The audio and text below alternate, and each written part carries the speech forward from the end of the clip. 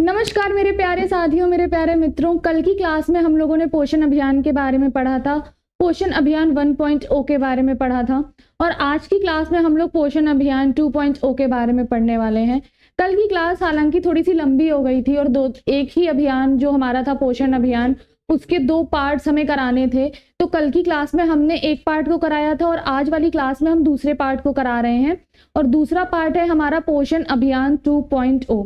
आपको अभी तक की हमारी क्लासेस कैसी लगी और अगर आप इस सीरीज को कंटिन्यूटी में देखना चाहते हैं तो प्लीज कमेंट सेक्शन में जरूर बताएं। और जिन बच्चों ने, जो बच्चे हमारे साथ रेगुलर जुड़े हुए हैं वो तो हमारी क्लास देख ही रहे हैं, और जो बच्चे इस क्लास पे पहली बार आए हैं वो हमारे जो प्लेलिस्ट में पड़ी हुई क्लासेस हैं उनको देखिए। अगर वो क्लासेस आपको अच्छी लग रही हैं तो हमारे चैनल को लाइक, शेयर एंड सब्सक्राइब करिए और वो दोस्त जो हम इस एग्जाम की तैयारी कर रहे हैं उनके साथ हमारे क्लासेस को शेयर करिए।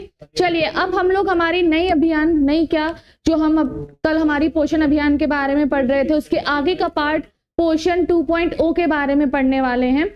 चलिए, जैसे आप लोग मूवी देखते हो, बस ये मूवी का दूसरा पार्ट है। हम लोग आगे बढ़ते हैं। दूसरी मूवी क्या है, मतलब हमारा अभियान का दूसरा भाग क्या है, 2.0। पहला अभियान कब स्टार्ट हुआ था? 2018 में स्टार्ट हुआ था। और याद रखिएगा कि नेशनल न्यूट्रिशन मिशन, राष्ट्रीय पोषण मिशन 2017 को ही आगे हम लोगों ने क्या नाम दे दिया था, पोषण अभियान दे दिया था, जिसे 2018 में लॉन्च किया गया। फिर 2021-22 में हम लोगों ने इसका नया वर्जन लॉन्च किया। 2021-22 के बजट में हम लोगों ने पोषण अभियान का नया वर्जन लॉन्च किया और इसमें अब क्या कर दिया गया, इसमें जो हमारा पुराना वाला अभियान था उससे क्या डिफरेंस है इस अभियान में? उससे ये डिफरेंस है कि इसमें ये 5 तरीके की स्कीम्स को समायोजित कर दिया गया। पहली स्कीम हमारी है आंगनबाड़ी योजना।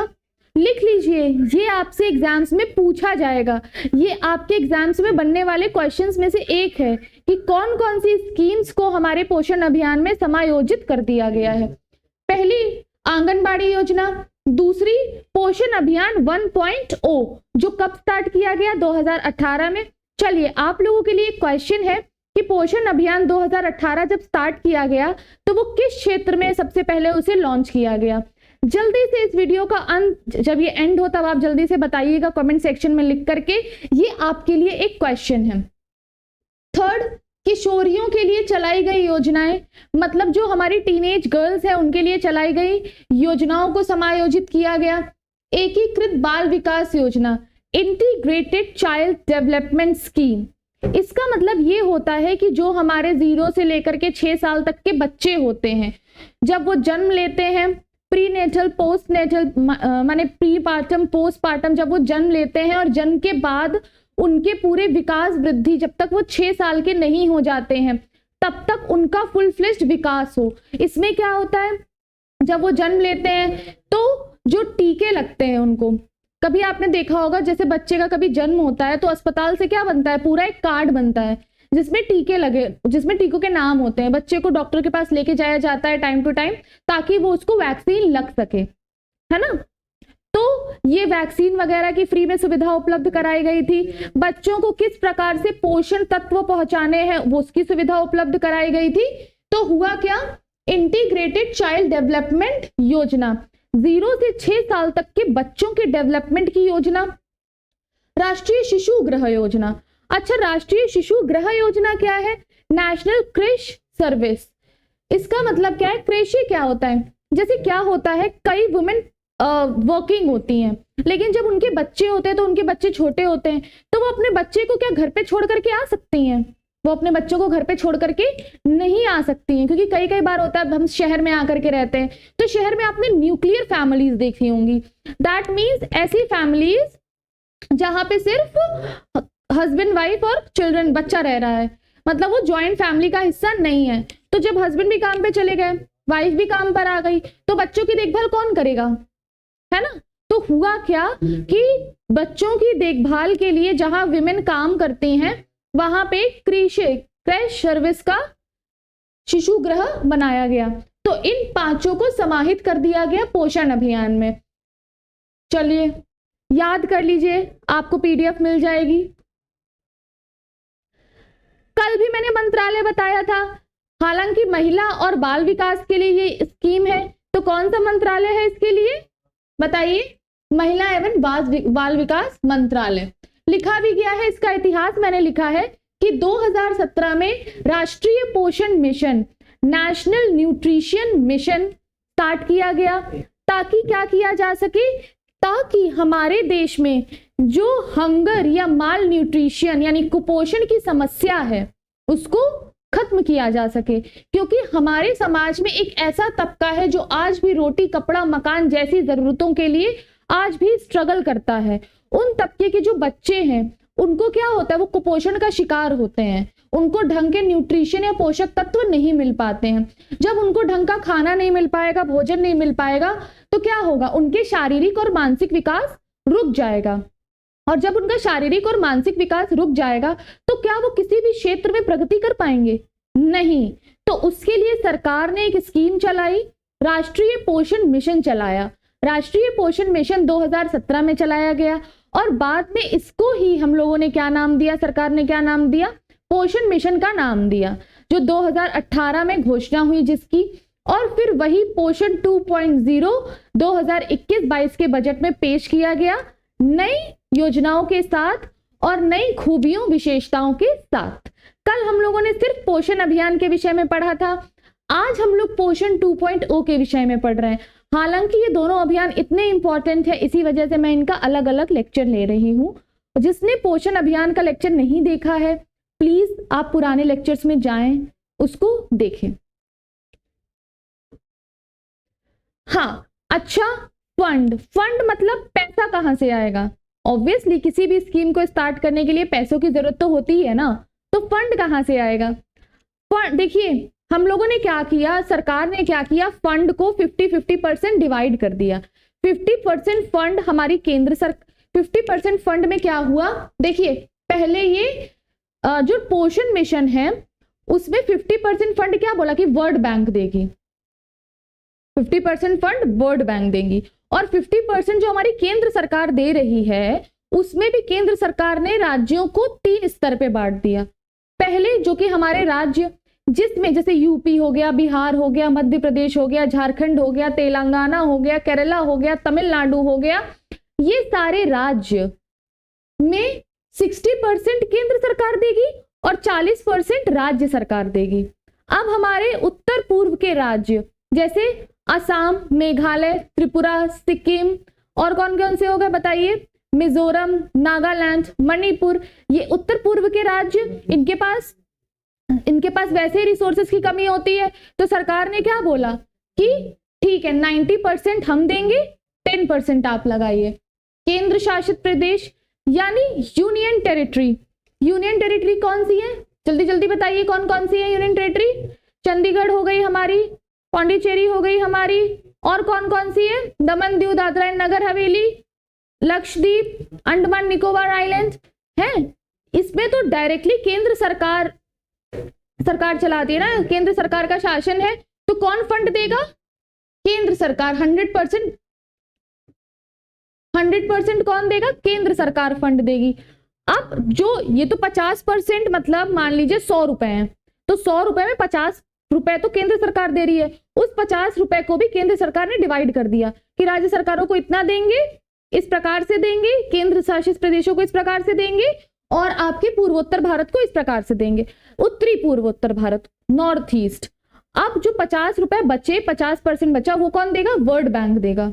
ठीक है, वर्ल्ड बैंक भी तरह तरह की स्कीमें चलाती है, वर्ल्ड बैंक, यूनिसेफ, ये क्या है? ये वो संस्थाएं हैं जो क्या करती हैं, सिर्फ जिनका उद्देश्य ये है कि विश्व स्तर पे, विश्व स्तरीय कुपोषण, माल न्यूट्रिशन को खत्म करना। अच्छा, हुआ क्या, हमने जो पहली योजनाएं पढ़ी थी वो तो हमारे न्यूट्रिशन मिशन में, वो हमारे पोषण मिशन में समायोजित कर दी गई हैं, लेकिन ये जो स्कीम्स हैं इनकी हेल्प से पोषण मिशन को लागू किया जाता है, वो समायोजित कर दी गई है, वो सारी स्कीम्स मिला दी गई हैं। लेकिन ये जो स्कीम्स लिखी हैं इनकी मदद से इम्प्लीमेंटेशन होता है, मतलब पोषण अभियान को क्या किया जाता है, आगे बढ़ाया जाता है। पहली जननी सुरक्षा योजना, प्रधानमंत्री मातृ वंदना योजना। अच्छा, प्रधानमंत्री मातृ वंदना योजना बहुत इंपॉर्टेंट स्कीम है।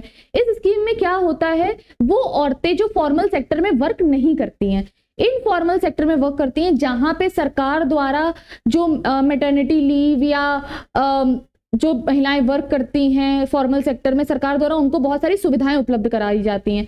वो क्षेत्र जहां पे सरकार द्वारा ये सुविधाएं उपलब्ध नहीं कराई जाती हैं वो इनफॉर्मल सेक्टर्स हो गए। इनफॉर्मल सेक्टर्स में जो हमारी महिलाएं वर्क करती हैं, जब वो प्रेग्नेंट होती हैं, कई बार आपने देखा होगा कि महिलाएं क्या करती हैं, अपनी प्रेगनेंसी के लास्ट मंथ में भी काम करती हैं, जिससे उनके और उनके बच्चे की हेल्थ पे इम्पैक्ट पड़ता है। तो सरकार ने क्या बोला, ठीक है चलिए अब हम उन महिलाओं के लिए भी इन सारी स्कीम्स को लागू कर रहे हैं जो क्या कर रही हैं, हमारे मतलब इनफॉर्मल सेक्टर में वर्क कर रही हैं। इसमें क्या किया जाता है, हर महिला को 6,000 रुपए दिए जाते हैं, 5,000 रुपए दिए जाते हैं, ताकि वो क्या कर सके वो अपने और अपने बच्चे के लिए अपने और अपने बच्चे की सेहत का ध्यान रख सके, दवा वगैरह ले सके, भोजन वगैरह, पोषक तत्व वगैरह ये सारी चीजें ले सके।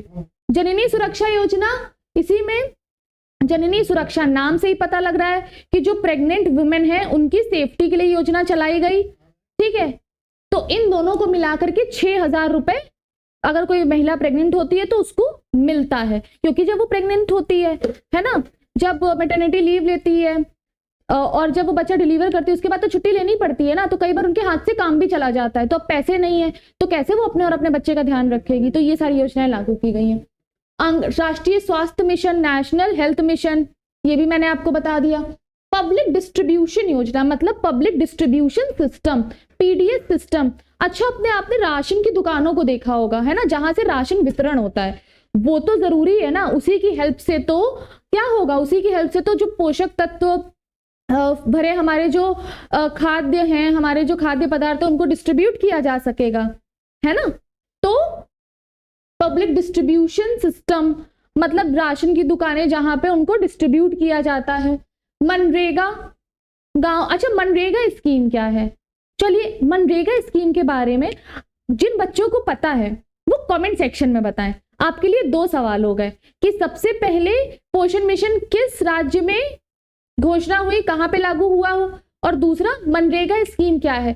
जल्दी जल्दी से कमेंट सेक्शन में बताइए, और जिनको नहीं पता है उनके लिए मैं कल वाली क्लास में बताऊंगी। ठीक है, चलिए आप लोगों के लिए सवाल है। थीम पोषण वाटिका, कल मैं पोषण वाटिका के बारे में बता चुकी हूँ। जो हमारे कम्युनिटी सेंटर्स होते हैं, जैसे गांव वगैरह में आप चले जाइए तो गांव वगैरह में जो कम्युनिटी लैंड्स होती हैं, वहां पे जो गांव वगैरह में स्कूल्स वगैरह बने होते हैं, वहां पे जो मैदान वगैरह होते हैं, वहां पर क्या ऐसे पोषक खाद्य पदार्थों को उगाया जाए ताकि लोगों के काम आ सके। योग वगैरह, योग और आयुष मिनिस्ट्री, योग वगैरह से क्या, हमारे शरीर के रोगों को दूर करने के लिए। तीसरी थीम क्या है, पोषण माह। पोषण माह कब से स्टार्ट हुआ, सितंबर 2021 से, मतलब ये जो महीना हमारा चल रहा है वो क्या है, पोषण माह। आपसे ये सवाल पोषण माह से सवाल बहुत बनते हैं कि पोषण माह कब, कौन से मंथ में पोषण माह मनाया जाता है। सितंबर 2021 में मनाया जाता है। और सबसे पहले इस माह को कहां सेलिब्रेट किया गया था, मुंबई में। पोषण किट आंगनवाड़ी केंद्र में वो सारे स्टेट या वो सारे जिले जहां पर लगता है कि सरकार को ये लगता है कि यहाँ पे जो लोग रह रहे हैं, जो बच्चे रह रहे हैं इस क्षेत्र में, इस ब्लॉक में, वहां पर कुपोषण के शिकार ज्यादा हैं, तो क्या डिस्ट्रीब्यूट करेगी, पोषण किट देगी, है ना। उस किट में वो सारे खाद्य पदार्थ, दाल देगी, उस टाइप के खाद्य पदार्थ देगी जो आपको एक तरीके के न्यूट्रिशन प्रोवाइड करते हैं। और 5वीं थीम क्या है कि कुपोषित बच्चों को, उनकी क्या करना, कुपोषित बच्चों को तक वो चीजें पहुंचाना। चलिए, अच्छा कल मैंने आपको इसके टारगेट बताए थे, पोषण अभियान के क्या क्या टारगेट हैं, कि आपकी स्टंटिंग, वेस्टिंग, एनीमिया और माल न्यूट्रिशन की शिकायत को कितना कम करना। स्टंटिंग के बारे में क्या बताया था, स्टंटिंग का मतलब क्या होता है, स्टंटिंग का मतलब होता है कि बच्चे की आयु के हिसाब, बताइए, बच्चे की आयु के हिसाब से उसकी हाइट कम हो जाना। वेस्टिंग, उसकी हाइट के हिसाब से उसका वजन कम हो जाना, माल न्यूट्रिशन मतलब कुपोषण का शिकार होना, और एनीमिया मतलब खून की कमी होना। तो स्टंटिंग का लक्ष्य क्या रखा गया है कि 2% हर साल कम करना है। वेस्टिंग का लक्ष्य भी हर साल यही 2% कम रखना है। अनीमिया का लक्ष्य क्या रखा गया है कि 3% एनीमिया को हर साल कम करना है, और कुपोषण यानी माल न्यूट्रिशन को भी 2% कम करना है। इन लक्ष्यों के बारे में आपको मैंने कल वाली स्लाइड में बताया हुआ है। आज वाले पीडीएफ में, आज वाले जो लेक्चर्स है, इसमें जो जो इंपॉर्टेंट टॉपिक था, जो फैक्ट भी थे, वो सारा मैंने बता दिया है। कितना कितना फंड मिलेगा, किस तरीके से मिलेगा, कब पोषण माह मनाया जाएगा। तो ये दोनों लेक्चर्स, पिछला वाला और ये वाला मिलके पूरा पोषण अभियान के बारे में बताता है। जिन बच्चों ने ये लेक्चर देखा है तब तो बहुत अच्छा, नहीं देखा है तो दोबारा हमारे चैनल पे जाके, हमारी प्लेलिस्ट पे जाकर ये लेक्चर्स देखिए। और आपको ये लेक्चर्स, ये सीरीज कैसी लग रही है प्लीज कमेंट सेक्शन में जरूर बताएं। तब तक के लिए धन्यवाद, थैंक यू। मैं फिर आपसे कल मिलूंगी एक नई स्कीम के साथ। Bye bye.